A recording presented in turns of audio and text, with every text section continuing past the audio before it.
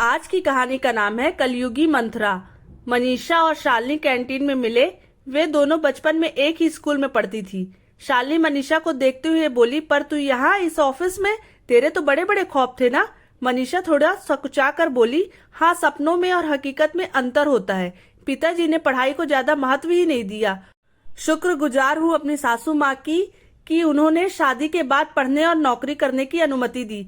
अरे अनुमति क्या देना है, कमा रही हो तो उनके घर को ही भर रही हो ना, कौन सा पैसा खुद रख लेती होगी। शालिनी मुंह सिकोड़ते हुए बोली, नहीं नहीं, मेरी सासू माँ ऐसी नहीं है, वह मेरी कमाई का एक पैसा भी नहीं लेती हैं। अच्छा चल, अब किसी दिन मिलकर बैठते हैं और बहुत सारी बातें करते हैं। 2 दिन बाद लंच टाइम में शालिनी मनीषा को ढूंढती हुई उसके पास आई और बोली, चल ना कैंटीन में जाकर खाना खाते हैं। शालिनी को देखकर मनीषा खुश हो गई। बचपन में भले ही वे दोस्त नहीं थे, पर साथ पढ़ने वालों को देखकर अपनेपन का एहसास तो होता ही है। मनीषा बोली, मैं तो टिफिन लाई हूँ, आजा तू भी मेरे साथ में ही खा ले। टिफिन में रखे गर्मा गर्म इडली सांभर को देखकर तो शालिनी बोल पड़ी, हे भगवान, यह सब बनाने के लिए तुझे कितनी सुबह उठना पड़ा होगा। मुझसे तो यह सब होता ही नहीं।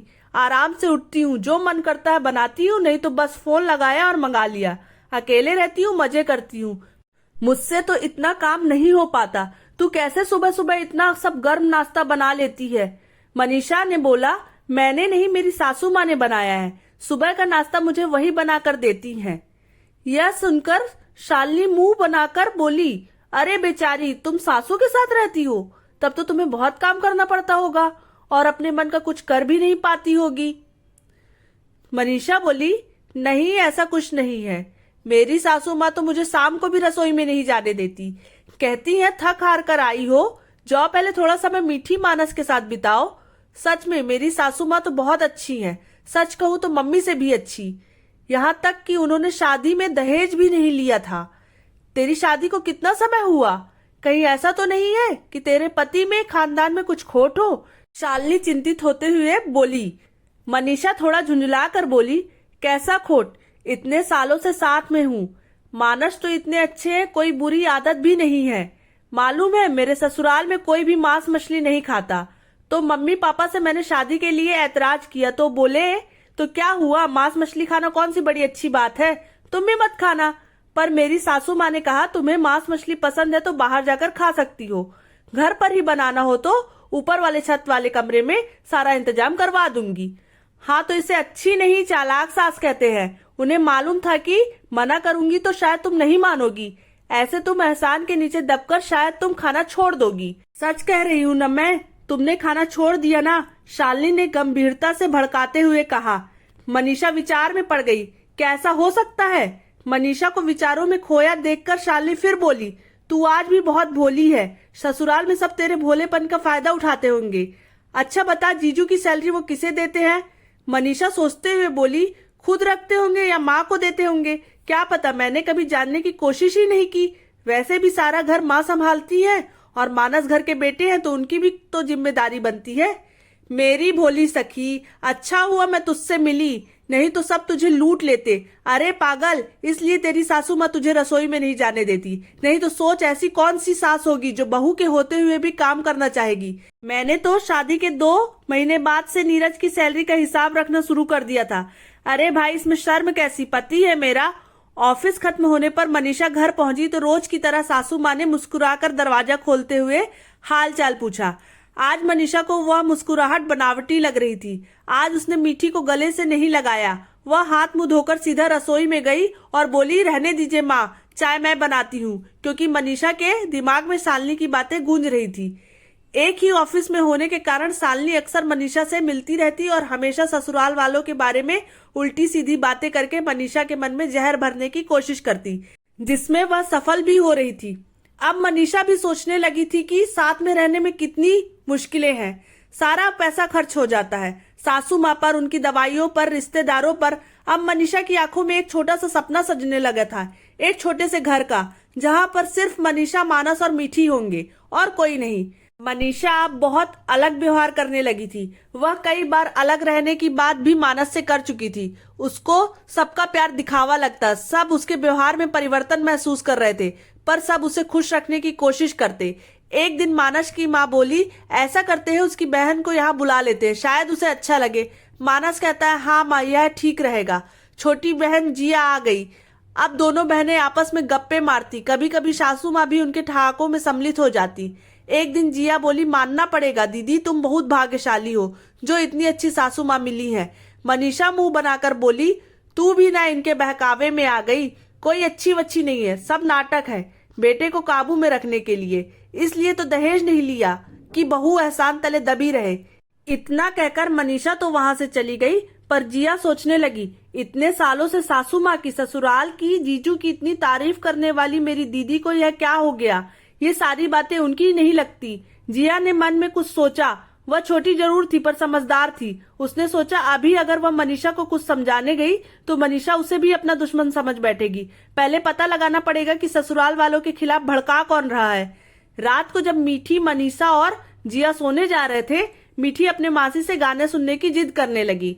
तो मनीषा बोलती है, इसकी दादी ने ही गाना सुना सुना कर इसकी आदत खराब की है। जिया ने मीठी को चूमते हुए कहा, मेरी गुड़िया, तो मैं तुम्हें दुनिया में कैसे कैसे चालाक लोग रहते हैं जो किसी की खुशी देख नहीं सकते, ऐसे लोगों को कैसे समझा जाए वही गाना सुनाती हूँ। लोगों के चेहरे को परखना जरा, बातें हैं मीठी, दिल में है जहर भरा, ऐसी चालाकी से फंसाएंगे, खुद के हाथों से कर लोगे तुम अपना बुरा। आंखें खुलेंगी जब सब खो जाएगा, रोने के सिवा ना कुछ रह जाएगा। इसलिए बातों से मीठा जो लगता बड़ा, हकीकत में उतना ही विष है भरा। अब मनीषा भी करवट बदलकर उन लोगों की बातों और गाने को सुन रही थी। मीठी बोली, ऐसे बुद्धू होते हैं क्या मासी जो किसी की बातों में आ जाए? जिया बोली, अगर वह कोई ऐसे ही किसी की बातों में आ जाएगा तो बुद्धू ही कहलाएगा।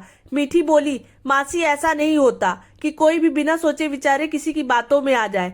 जिया बोली, गुड़िया अभी आप छोटे हो, दुनिया ऐसे लोगों से भरी पड़ी है, आप समझ भी नहीं पाते कब ये अपनी मीठी मीठी बातों से आपके दिमाग पर काबू कर लेते हैं। फिर जिया और मीठी तो सो गए, पर मनीषा की आंखों में नींद नहीं थी। उसके कानों में बार बार सिर्फ यही गाना गूंज रहा था, बातों से मीठा जो लगता बड़ा, हकीकत पे उतना ही विष है भरा। दूसरे दिन शाम को मनीषा से जिया बोली, दीदी आप मुझे कहीं घुमाने नहीं ले गए इस बार? आपने बताया था कि आपके बचपन की कोई दोस्त यहाँ आपको मिली है, चलो ना मुझे उससे मिलवाओ ना। जिया लाड़ से बोली, ठीक है तो कल हम उसके घर चलते हैं। मनीषा खुशी से बोली। जिया बोली, उनके घर जाकर हम उन्हें सरप्राइज देते हैं। वास्तव में जिया ने कुछ दिनों में विचार करके यह निष्कर्ष निकाला था कि जब से दीदी ने अपनी सहेली के बारे में बताया था, उसके बाद से दीदी का व्यवहार बदल रहा है। दूसरे दिन मीठी, मनीषा और जिया तीनों ही कार से शालिनी के घर के लिए निकल गए। शालिनी के फ्लैट के बाहर पहुंचकर जब उन्होंने घंटी बजाई तो अंदर से आवाज आई, शिखा दरवाजे पर देख कौन है। मम्मा मैं टीवी देख रही हूँ, आप खुद देख लो ना, मुझे क्यों परेशान कर रही हो? मनीषा का मन किया कि वह मीठी का कान ढक ले। बड़बड़ करती हुई शालिनी की आवाज बाहर तक आ रही थी। दरवाजा खोलते हुए भी वह कुछ बोलने जा रही थी, पर मनीषा को देखकर जबरन मुस्कुराते हुए बोली, अरे तुम फोन कर दिया होता तो मैं आ जाती। उसकी बातों से खुश होकर मनीषा बोली, तू मेरा कितना ख्याल रखती है, पर ये मेरी छोटी बहन आई हुई है ना, यह तुमसे मिलना चाहती थी। जिया ने हंसते हुए कहा, वैसे क्या आप हमें अंदर नहीं बुलाएंगी? शालिनी घबरा कर बोली, आओ ना अंदर आओ ना।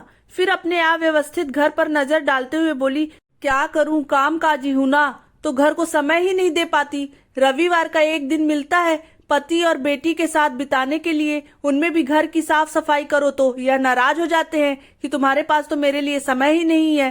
तभी शालिनी की बेटी शिखा बोलती है, पर मम्मा पापा तो सुबह गुस्सा में कह रहे थे कि न जाने कैसी सुअर से पाला पड़ा है, मुझे इस गटर में ही रहना पड़ रहा। चुप कर, पता नहीं क्या बेकार की टीवी की बात सुनकर बोलती रहती है, चल आंटी को हेलो बोल।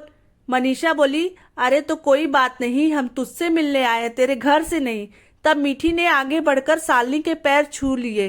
शालिनी फिर नाक मुंह सिकोड़ती हुई बोली, हमारी शिखा तो इंग्लिश मीडियम से पढ़ रही है, उसे यह सब मैंने सिखाया ही नहीं। शिखा आंटी को हेलो बोलो, पर शिखा टस से मस नहीं हुई। आखिर मनीषा बोली, हेलो शिखा, मैं तुम्हारी मम्मा की दोस्त हूँ, ये देखो तुम्हारे लिए गिफ्ट लाई हूँ।